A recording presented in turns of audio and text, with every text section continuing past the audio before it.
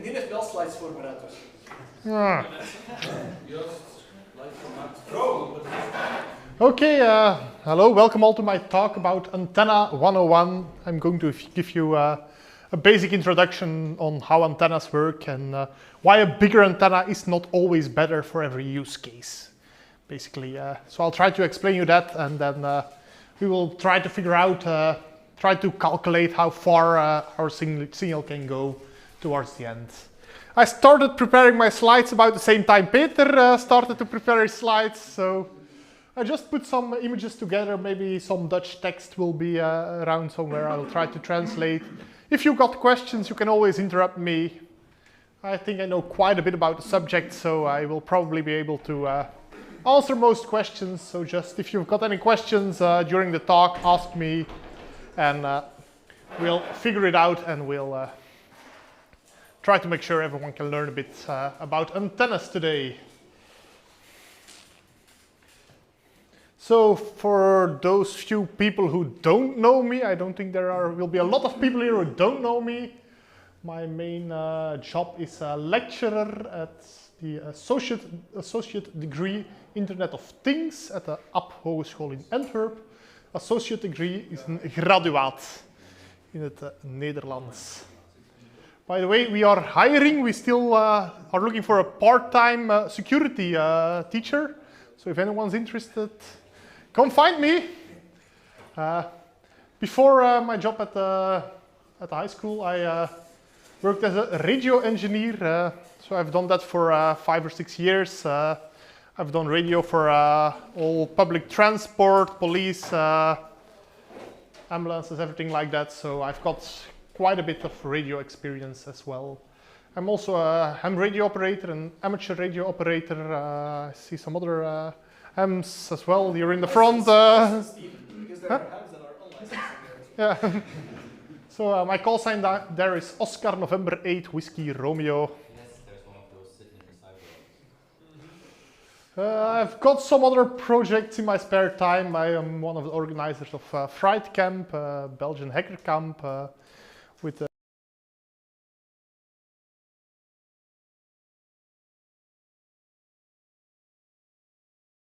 close to Leuven. Next to that, I'm also a volunteer at Wireless België. People probably know me from the talk I gave about that a couple of times already here. So I decided to mix it up to go maybe a little bit more technical on the antenna part this time. Because yeah, just repeating the same talk every year, it's better to change the subject a bit. And yeah, I still don't have enough to do, so I'm also a technical consultant. If you need me for anything, let me know. So let's talk about antennas.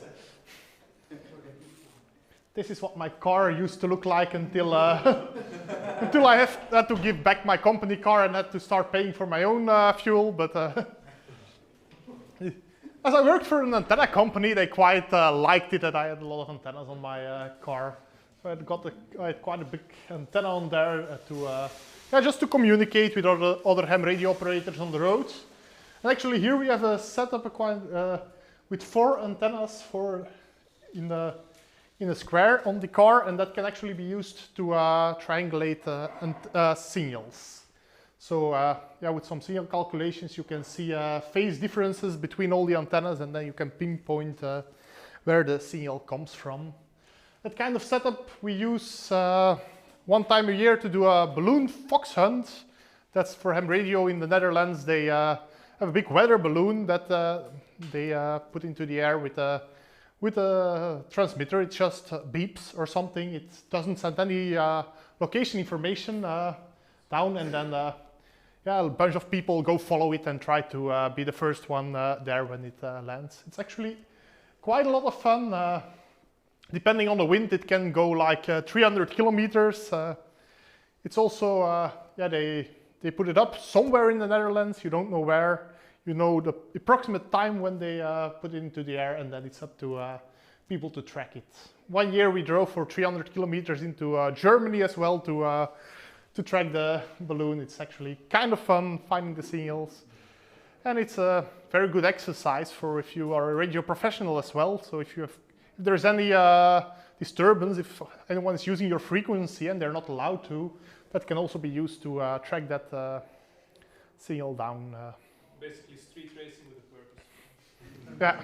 Company fuel card helps. Yes. By now I'm driving an electric vehicle, and if I put that much antennas on there, my range will drop in half. And on top of that, I have to pay for it myself, so... Especially if your radio equipment is draining your battery even more. Yeah, that's okay. With a 33 kilowatt hour battery, I can make a lot of radio. And that's the nice thing about the car. We sometimes put ourselves in the middle of a field and go transmit with a couple hundred watts for the entire day. No problem, my car can handle it. It's a great UPS on wheels. I didn't put a photo of that in my slide deck. I should do it next time. I just open up the bonnet, I opened up the car, I connect to the antenna. There is a DC-DC converter that's about a kilowatt. So I can use 12 volt, about a kilowatt, no problem for days. That's also my car. And that's only used when stationary. This is the previous one before you wrecked it. Yeah. I wrecked it the day after fright camp, and not too much sleep had something to do with it. But, actually, that's a 5-meter tall antenna. With this kind of setup, I can talk to the United States of America without using any internet. So a direct connection to the United States of America. Not all the time, but from time to time it works depending on the radio propagation. So that's a setup I use when stationary. Even a taller antenna, we were doing some Wi-Fi tests, actually not that far from Ghent, a little bit to the south of Ghent, and we were pointing towards Ghent to see if we could find any signals. Also a car before that, it's also a bit totaled by now, but... No, it's... if you put it into context with the amount of kilometers I did in a year, it's quite okay. But The non-radar is the radar is that's quite cool. And if we can take it a step further, sometimes we also do microwave contests from time to time. This with a couple of friends. Actually, this is a 2.3 gigahertz setup. You know, like very close to the Wi-Fi frequency. Wi-Fi stops working in the next room. We talk from Belgium to Austria with it on that same frequency. So with enough power and with enough knowledge and height, you can achieve a lot. 400 watts into a 2-meter dish. So if a bird flies in front of it, it's like almost the same frequency as a microwave oven. So, no, but unrelated. And then some even bigger antennas. Those are used to track satellites. No, don't fit on the car.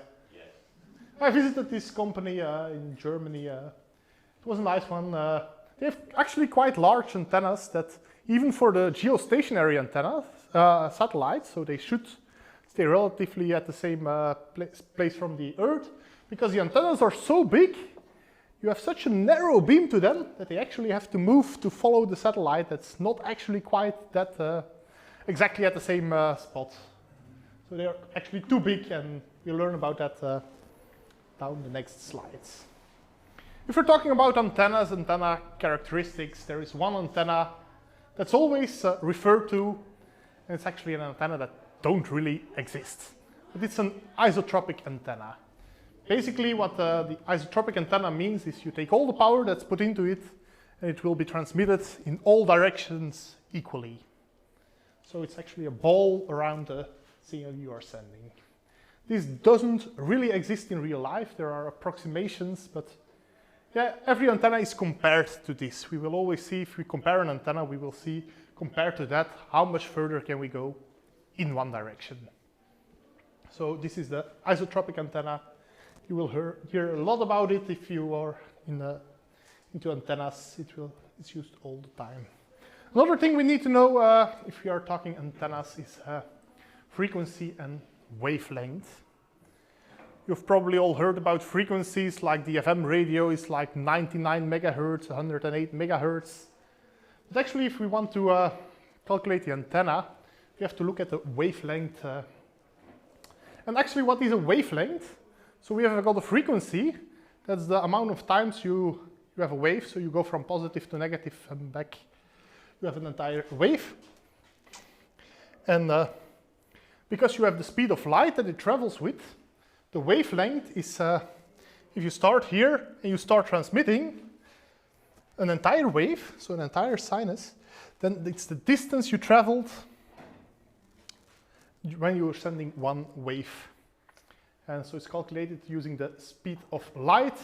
I always I use the speed of light in all my classes. I refer to the speed of light so my students know they will have to answer that on the exam. What is the speed of light? Because the speed of light, when you're talking about radio, is very important. You always will see this. So to calculate a right antenna, it will also always be a part of a wavelength. So being able to calculate the wavelength is an important thing. Now, so I've told about the isotropic antenna that emits the signals everywhere at the same level. Now, if we take an antenna, like for example, this antenna is called an antenna with a gain. So it will make the signal stronger. But it's a passive thing, it's just a bunch of wire, so it cannot really add power to it. This thing doesn't add power, it just takes the power and it will broadcast it somewhere. So actually, when we're talking about antenna gain, it's always the gain in one direction. So this antenna, if I point it there, it's transmitting the signals there. And it will transmit the signals in that direction much further than just a vertical antenna. But in the other direction, it will lose a lot of transmit power. So actually that's antenna gain. And that's also something you see. I see people, when they want more Wi-Fi, better Wi-Fi signal, they buy a very tall antenna, and then everything will work better. No, it's no such thing as magic antennas that make things work better. What they will do, they will actually, a normal antenna will broadcast 360 degrees around, and actually quite high and low up. If you take the higher antenna, it will just make the beam more and more narrow. So yeah, it will work in one plane, it will work better, but to get to the next floor, your taller antenna will actually be worse indeed. So that doesn't always help to make your signal better. So let's talk about some types of antennas. The very basic antenna is actually a half-wave dipole. And it's quite easy to make. You take the coaxial cable, where you put your power in, and you take the middle part, you fold it in one direction, the center, the outer layer, you fold it in the other direction, one quarter wave, and you have a half-wave dipole. That's actually quite a good antenna. It's also used as a reference a lot of the time, because unlike the isotropic antenna, this is an antenna that really exists. It's really basic. It transmits signals almost everywhere, but I think I've got a picture of that. This is about the radiation pattern it does. So if you have got antenna here, it will transmit the signal all around 360 degrees, but just to the top and to the bottom it will transmit a little less signal, because it's not a perfect isotropic antenna. And actually you have gain with this antenna. Compared to the isotropic antenna, you will have gain in the horizontal plane with this antenna. So this is basically how the signals are generated you put an AC signal on there. If your half wave, if your antenna is the right length, it will always be nice voltage curve, and then the signal can take off. Another important part about antennas is polarization. If I transmit the signals with an antenna in the vertical position, the waves will be sent in this direction. If I turn it 90 degrees, the waves will be sent in that direction. Now, why is this important? If you send the signals like that and try to receive the signals in this direction, there will be a lot of loss. And that can be a good thing, that can be a bad thing, depending on the situation. When it's just for a cell tower, for example, yeah, because you have all the reflections on the buildings, the signal will go everywhere. You won't have really a polarization. It will change around a bit.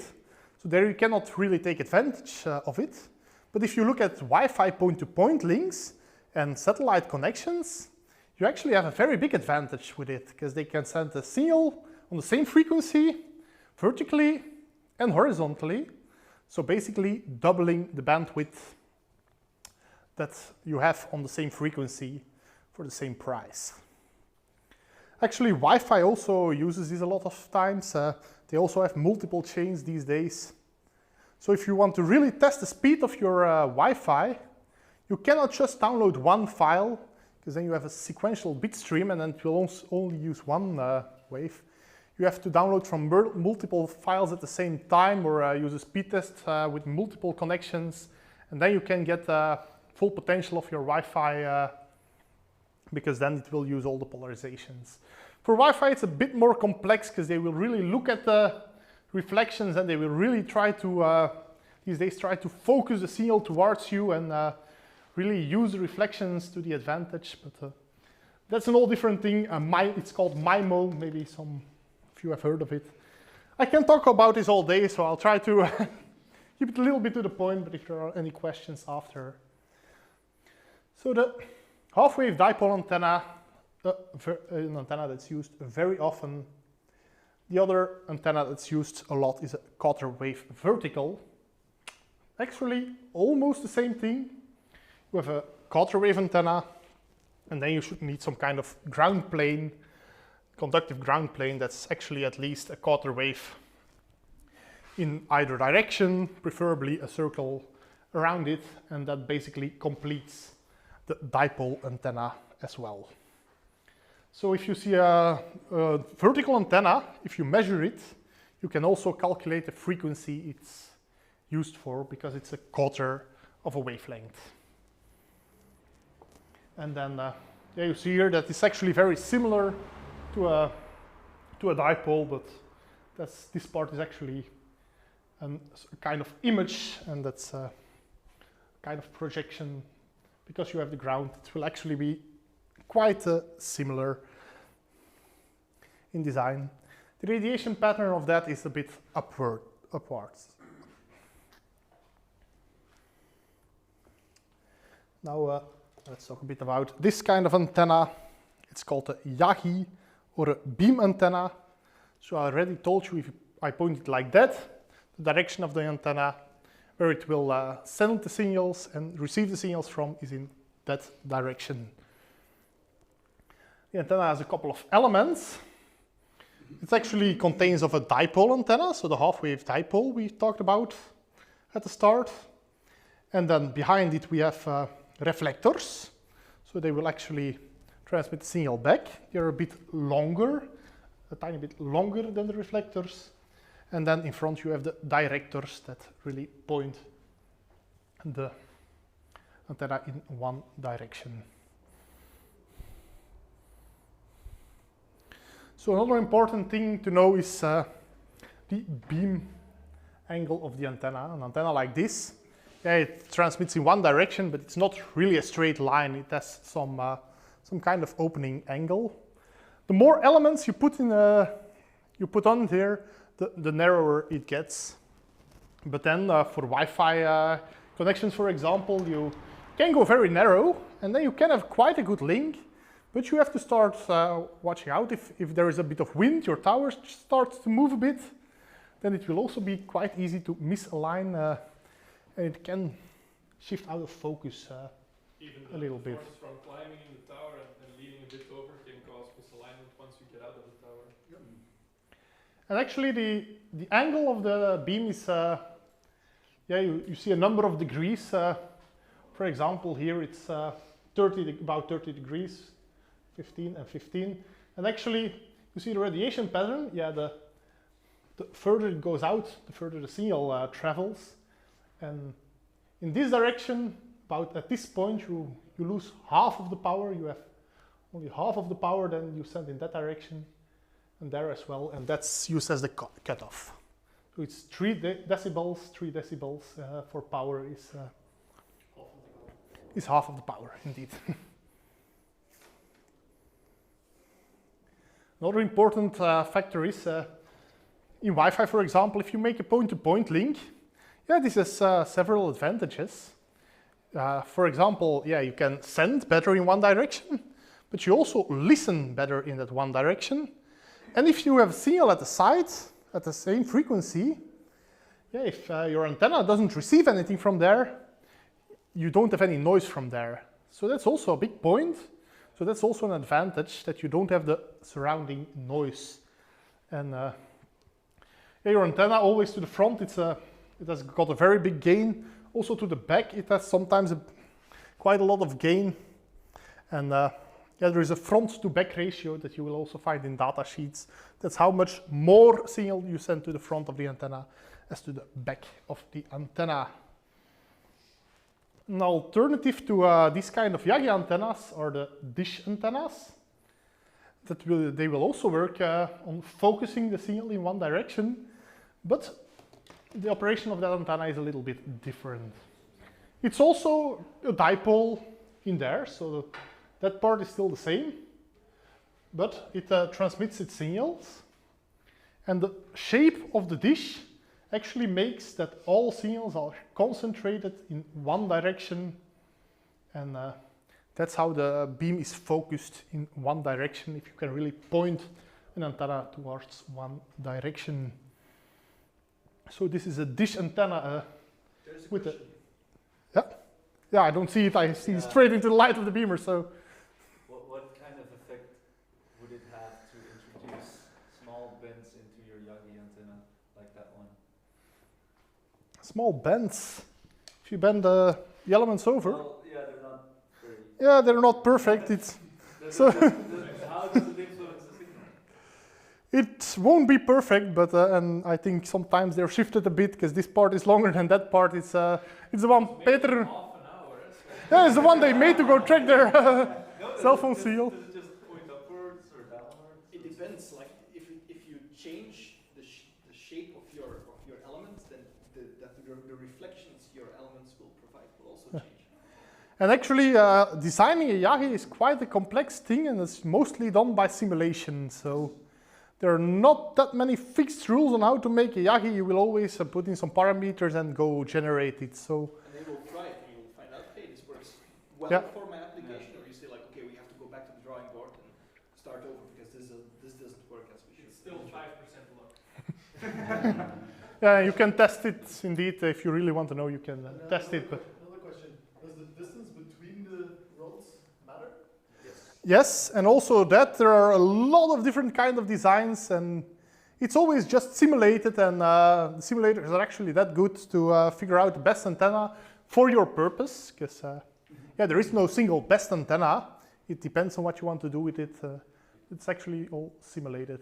You're best to go online to one of those websites where you can just fill in the frequency and the stuff you're trying to do, and it just gives you the measurements, and then you YOLO build it as much as you can with a bunch of PVC and copper. This was made to say it's an online calculator, and you just say this is my frequency in megahertz, and then it says your reflector needs to be this long, dipole this long, or 2 times a quarter. And the exact distance between it, yes. 3 directors, this is a 5-element Yagi, and this is the exact distance that it needs to be spaced, and this is your total distance. It all spits it out, it works perfectly, and the performance was So you basically measured this off on the tube and then.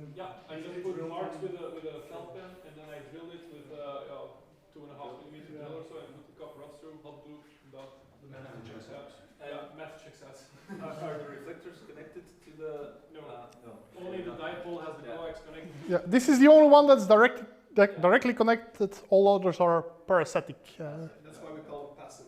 Yeah. They are not actually connected to a beaming element, but they still. Yeah. Okay.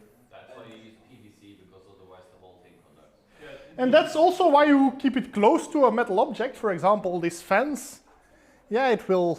All the radiation pattern will be something different because the influence of the metal fence, for example, that's very close.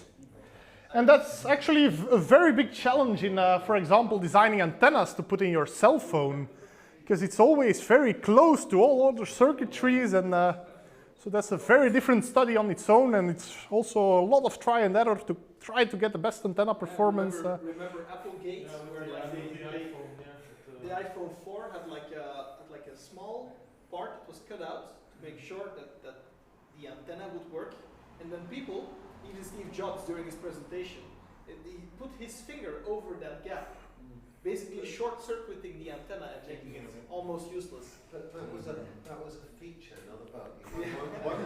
One touch call termination. It was a master stroke. You're breaking up, and it's for real. I don't know what types of antennas are still coming. Is a patch antenna a variation of this one, or is it completely different? What antenna? Patch antenna. Patch antenna. Most antennas are based somewhat on the dipole, but yeah, it just has to be folded and has to be put together. And then you have people like Bart, who are radio amateurs, and they, in a drunk, booze, drugs-filled environment, they think like, okay, maybe if I design something completely different, it might work as well. The genius curve. And sometimes it does. Yes, absolutely. Yeah, it's ham radio is actually a lot of fun. I can really recommend it to everyone who wants to play around with signals. You basically get a lot of frequency bands you can use and just play around with. You have to follow a couple of basic rules. One of them, unfortunate for hackers, is no encryption. So all the signals, because they are public frequencies, all the signals have to be open. You can encrypt if you send your key to the BPT, so just No, not to the BPT. You have to make it publicly available indeed. You can make modulations, you can make your own modulation that only you can understand, but actually you have to share it with the world so everyone is able to receive your signals. it's on a shitty JPEG. You also have to identify yourself every couple of minutes, so I have to say I'm Oscar November 8 Whiskey Romeo. In one way or another, I can send it by Morse code, I can do it in voice, I can just... we can also do Wi-Fi up to a certain extent on these bands. Then you put your call sign as the SSID, and then you're not allowed to use HTTPS because then you have an encrypted connection. So only HTTP you could get away with. And then it gets a lot of fun because Wi-Fi we can use about 1 watt here, and that's a ham radio operator. You can use 400 watts on Wi-Fi. Actually a frequency that's right below the Wi-Fi band, but yeah, it's still a very nice beam. The other kind of dish antenna, some of you might recognize, that's your default TV antenna. It also works by concentrating the beams, but we have this one that's actually, you have the feed here and it reflects. So actually the feed here is a bit in the shadow of the antenna itself, because the signals go here, reflect on there. You can also make an offset, so put it to the side. The signals are still reflected in one direction, but actually at an angle. So the antennas, the satellite antennas you can see are almost vertical, but actually they're pointing up to the sky. So I already talked a bit about the very long Wi-Fi antennas. You can put, here you put antennas horizontally. You can also stack them vertically. In this case, they are all antennas that are actually connected together. And that way you can also make a gain in one direction, so more horizontal. So you will flatten down the radiation pattern of your antenna. So sometimes that's a nice thing. So if you've got a GSM tower yeah, you don't need to point up to the sky with your signal. You're not aiming at to have the airplanes connecting to you. So then it can help. But as I said, with your Wi-Fi, if you do that on your first floor, then the floor itself might get a better Wi-Fi coverage, but the floors above and below will have a less strong signal. So one thing to take away, you can make gain with an antenna, but it's always in one direction and it's always at the cost of something else. It doesn't magically make more power. More power comes by making a more narrow beam. And for some people among us, this is the perfect antenna. If you measure it, what is a perfect antenna? If you go measure an antenna, you actually see how much power you put in. And if your antenna is not designed right, it will reflect some of the power back to your transmitter, even possibly killing your transmitter because you've got, and your receiver because you really get a lot of signal sent back.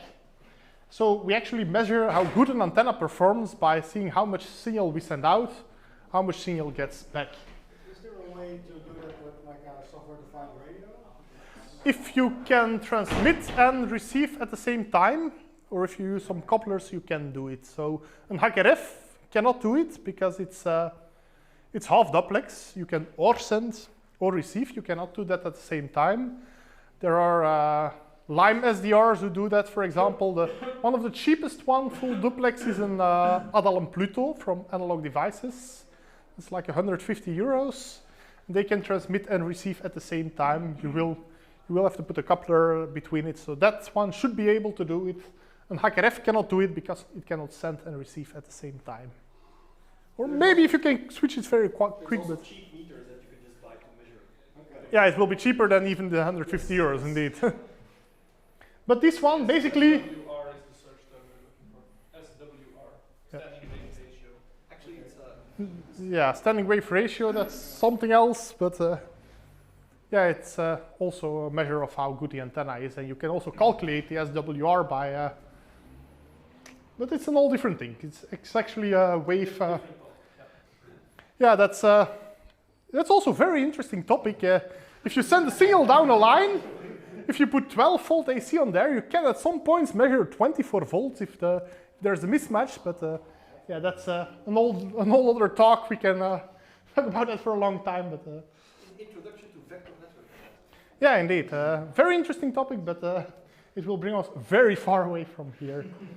But basically, what this thing does, it absorbs all the signal and it turns it into heat, so it will heat up. Because yeah, power, energy will not get lost. People say we lose something along the way on our cable, we have a loss. But it's not really lost, it's turned into another kind of energy. The electrical energy is turned into heat most of the time. So yeah, power doesn't get lost, it just gets transformed into some other kind of So I guess power. I guess you can put 400 watts on this one. That's a tiny one, no, but you have the bigger ones that can handle it, no problem.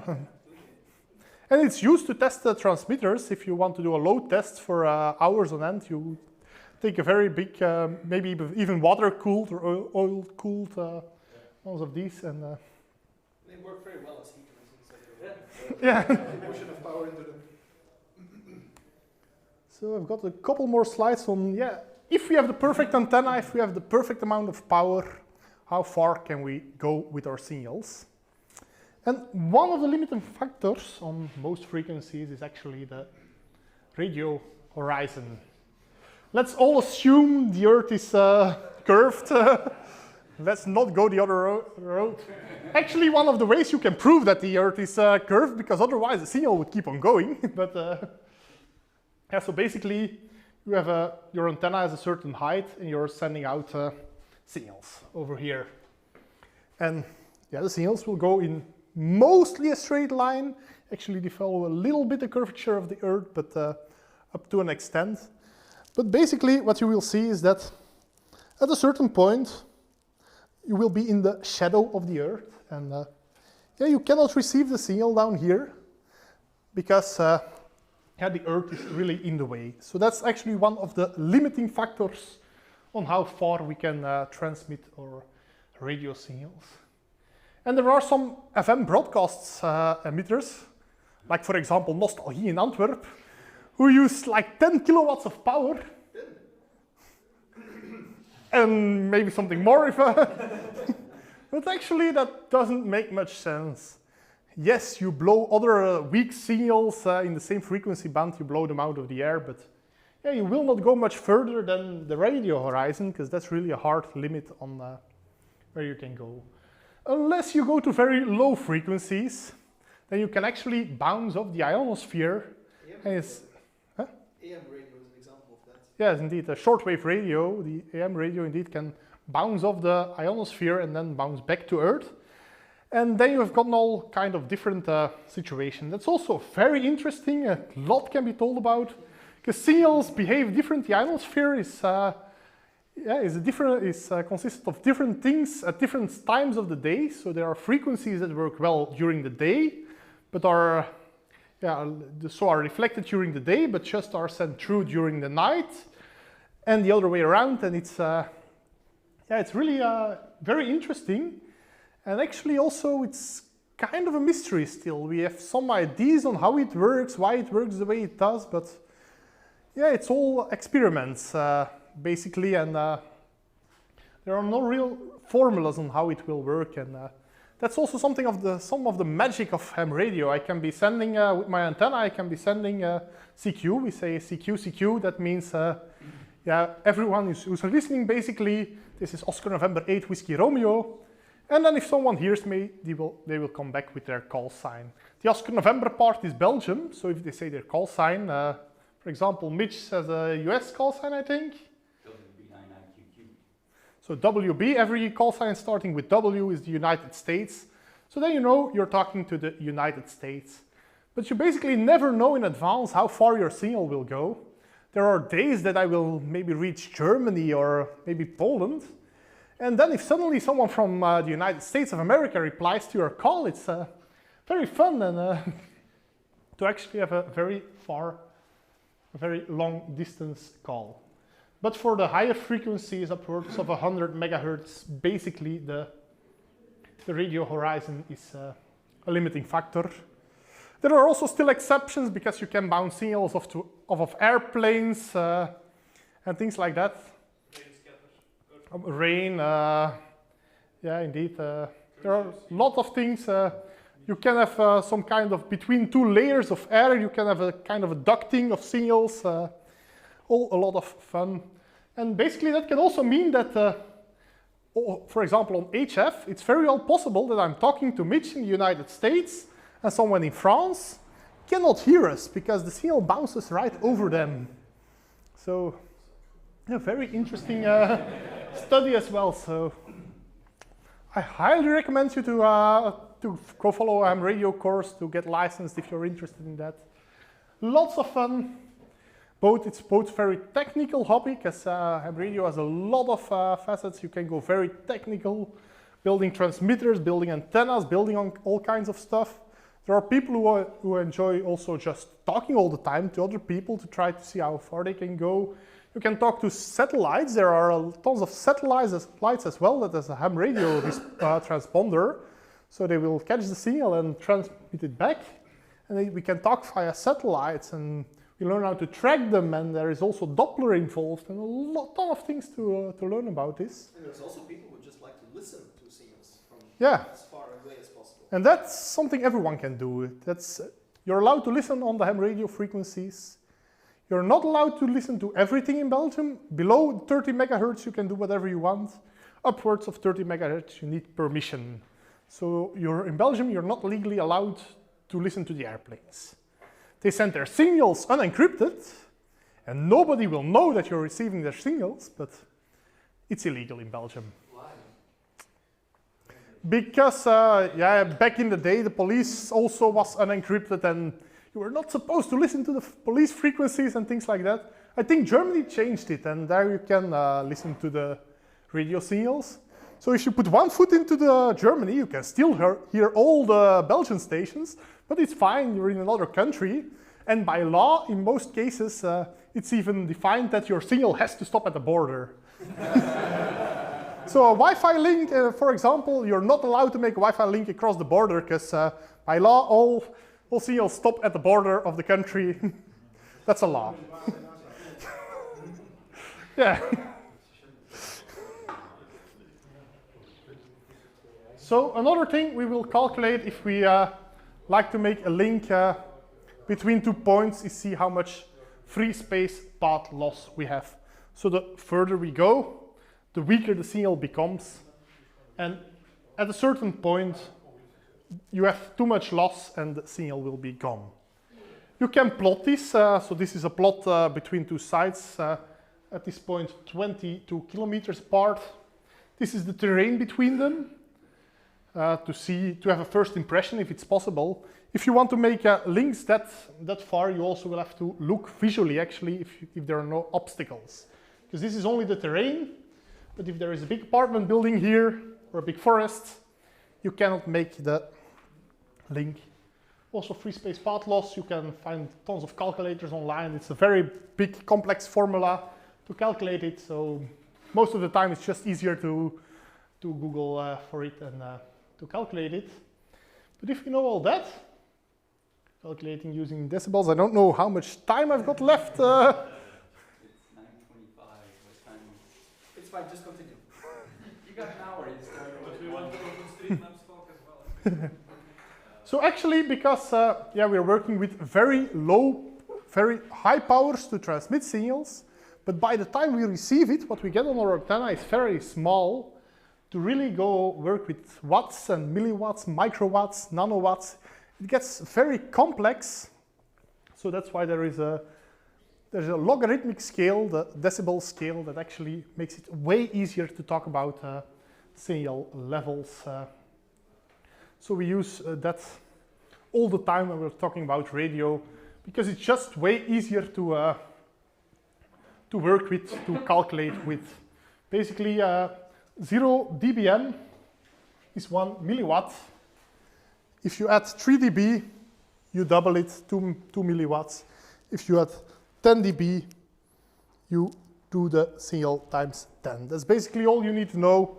So 10 dB is 10 milliwatts, 20 dBm is 100 milliwatts, 30 dBms is a watt. Actually, every time you add 10, you have to multiply by 10. Every time you add 3, you have to multiply by 2. If you know these two rules, you can actually go calculate everything and go from the amount of watts or milliwatts to dBm. The other direction as well, if you go minus 10, then you have to divide the power that you get by 10. And actually, huh? Yeah. So actually, does anyone of you know with Wi-Fi, if you're connected, what kinds of signal levels do you see? Minus 50, minus 60. And that's actually quite a strong signal still, indeed. Minus 50, minus 60. Indeed, so then you go way above it. So this is so you have a microwatt, and then you have a minus 40 is a nanowatt. And so it's got a very small signal, so it would be very hard to calculate with. But using dBms, you can actually work quite well with those kinds of signals. A small question, if I hack my access point and just put 10 dB instead of minus 79 dB, do I get like mega Wi-Fi? So basically your Wi-Fi signal, depending on what frequency it's used, between 100 milliwatts and a watt to transmit. And you can say, yes, I want to boost my Wi-Fi range, I will put more power onto my transmitting antenna, but it has a flaw. Wireless always uses handshakes to see if you receive the package. And yeah, if I put 10 times more power, then yes, I will be able to broadcast the signal a lot further, but then your computer has to send the signal back. And if that doesn't support the same amount of power, then basically you're just polluting the airwaves for everyone, and it has no use. Yes, your computer, if you're closer, will say you've got a stronger signal, but that's about it. If your computer cannot acknowledge the packages it gets, then basically that's the limitation. So you always have to keep it balanced. So if you can put 10 watts on both sides, yes, then you can have a lot more range, of course. Because range actually depends on a couple of things. You have the power, you have the amount of data that is sent, and you have, you've got a couple of things, and you can also always balance them, but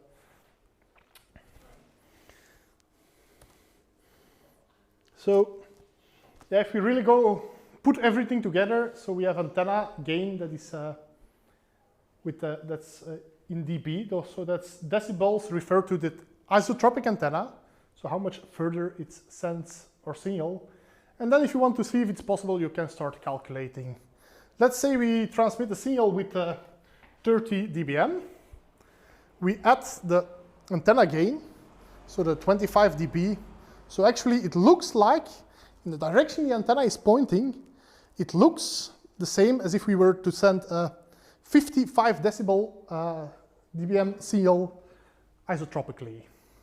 So that's the gain we have. Then we have the loss. So loss, we have to subtract it. So we have the 55 minus the 130. And that's what we receive here at the front of the antenna. Then, because the antenna gain is also in the receiving direction, we will focus what we can see. We'll focus on that direction. We will add that as a gain, and then that's what we get back at the end. And that's how you can calculate if an antenna, if a setup will work. Now with Wi-Fi, there are some other parameters to keep into account as well. Yes, it may be theoretically possible, but if there's a very strong transmitter in between using the same frequency, or there are people, that's the problem with shared frequencies, that it's used everywhere, so there is a lot of noise everywhere, and that's also a limiting factor, of course. But you, like, calculating this, then your signal at the receiver would be minus 50 decibels. Yeah, if you calculated it. Yeah. Which is, as we said before, quite a good signal, so yes, we can make this link. And that's over 22 kilometers. On Wi-Fi, that stops working in the next room if you go through a wall. Yep. I think I will have to wrap it up. Nothing about frictional? Yeah, that was always in the Wireless Belgium talk. There's a lot to be said about it. I want to give a basic introduction now. I hope you've got now an idea on how an antenna works. If you want to get in contact with me and you don't have any other means, you can always use my email. The previous situation. So can you fry a chicken with it? 5 gigahertz, a little less than on 2.4 gigahertz. The thing why microwaves work on the 2.4 gigahertz is because that's the frequency at which water molecules become resonant. So that's how a microwave oven actually heats up your food. It activates the water particles into that food. And because basically that frequency could not be sold because it's used by microwaves everywhere, the regulator said, well, you want to do Wi-Fi experiments, you can have the 2.4 gigahertz because we cannot sell it anyway because it's used by all the microwaves everywhere. That is the case for most frequencies that you can use without any licenses or without having to have done an exam. Those are usually frequencies that have a flaw somewhere. That makes them commercially difficult to use. So what's the flaw with 5? Oh, plenty. There's, for example, at 5.6, there's weather radars with megawatts of power. Yeah, Wi-Fi is actually a secondary user there. So if you hear the weather radar, you have to stop transmitting by law. And why? It's also the second harmonic of the microwave ovens. Yeah, that as well, indeed. And then you have, for example, the new 5G frequencies, which are millimeter wave frequencies. Why do we call them millimeter wave frequencies? Because the wavelength of those frequencies is expressed in millimeters. And those are, for example, 60 gigahertz, 80 gigahertz, and more. And at 60 gigahertz, for example, it's also one of those frequencies you can use freely. Everybody can use it if they want. And why is it that way? Because it's the same with 2.4 is resonant for water molecules. 60 gigahertz is resonant for oxygen. So just having oxygen in the air causes your signal to be attenuated significantly. So you need to fill your home with argon. Well, actually, most long distance links at 60 gigahertz are done in extremely high mountains because the oxygen level becomes less the higher you go. But basically, if you're not a ham radio operator, you can freely use the garbage frequencies. Yes, Ham radio operators have some more frequencies around. Above 172 gig, there is no licensed spectrum whatsoever. Yeah, basically, back in the day, ham radio operators could have everything above a gigahertz because it's useless and it cannot go anywhere. But times have changed, and actually, ham radio operators, because they got all the frequencies to play with, they actually participated in it and they really started to experiment, and then commercial parties started picking it up. Absolutely, because these days, I had a talk about cell phone towers. These days, high capacity cell phone towers, they use millimeter wave backhauls, millimeter wave links between them on, for example, 80 gigahertz. But that only started to become viable because there were radio amateurs who said like, hey, this is something we can use and we can do experiments with. And that they developed technology further until it became a commercially viable thing. We can always discuss some more in the bar at some time. I will be around tomorrow as well. Or reach out to me if you get any more questions. I'll always try to answer them. If anyone is interested in teaching part-time about security and network security, come find me. It's a lot of fun. Referral werd erin. And thanks everyone for listening.